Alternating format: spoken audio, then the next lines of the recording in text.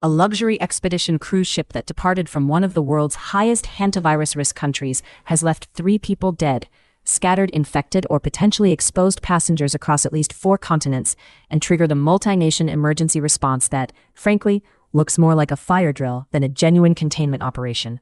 The MV Hondius, carrying nearly 150 people, has been cleared to dock in Tenerife after days marooned off Cape Verde, while reports emerged that some passengers have already returned to the United States before any serious protocol was established.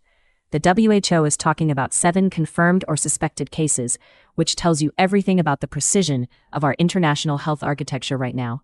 Joining me now are Alex Park, our technology and science analyst, and Elena Vasquez, our Europe and EU analyst. Alex, let me start with you. Is this a genuine containment failure, or are health authorities handling this as well as anyone could reasonably expect? Thanks, Emma.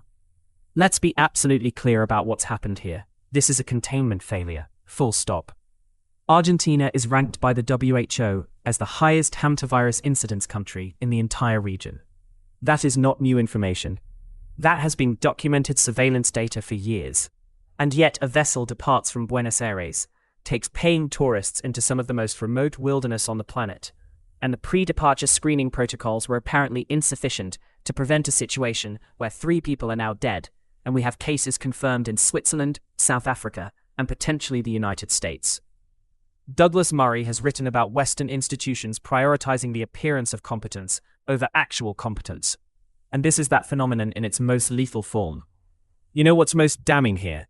Some passengers were already back on home soil before authorities had even established the full scope of who was exposed. That's not a health system working at the edge of its capacity.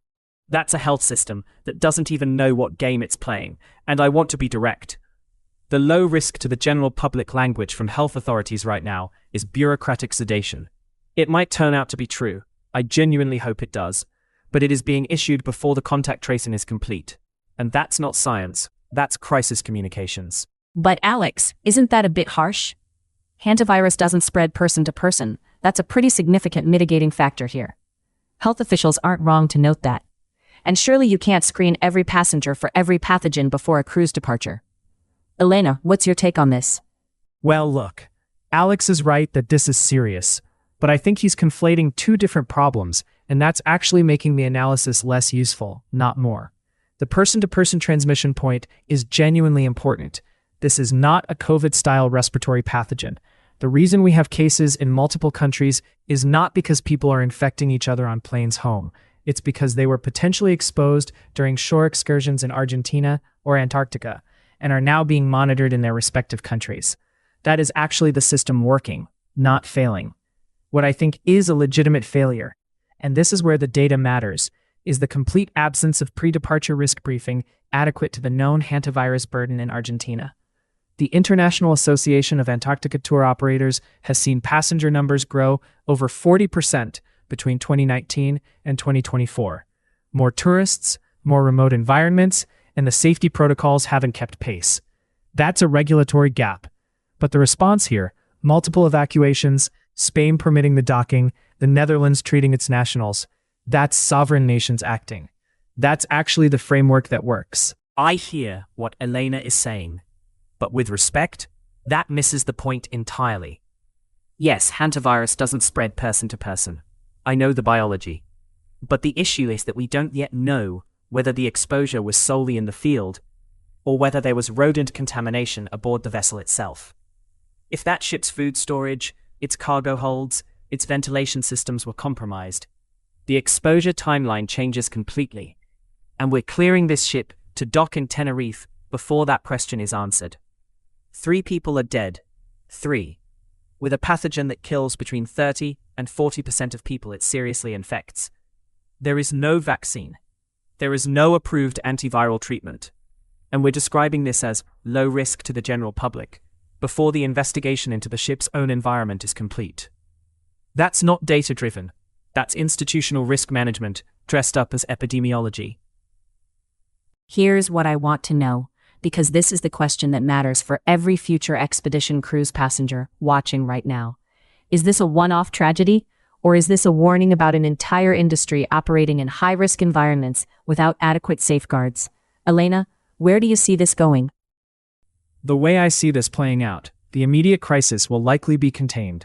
I think Alex and I both agree on that as the most probable scenario, because the non-person-to-person transmission biology is a significant firewall.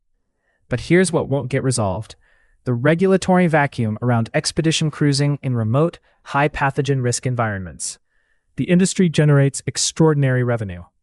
Antarctic tourism alone has grown massively in the post-pandemic boom, and the lobbying against any mandatory pre-departure infectious disease screening that might add cost or complexity to the booking process will be fierce and quiet and effective. If current trends continue, we'll have this conversation again in 2 years about a different ship and a different pathogen, and we'll still be issuing low-risk to the public press releases while the contact tracers scramble. Here's what concerns me most, and this is the scenario that should be keeping health officials awake tonight.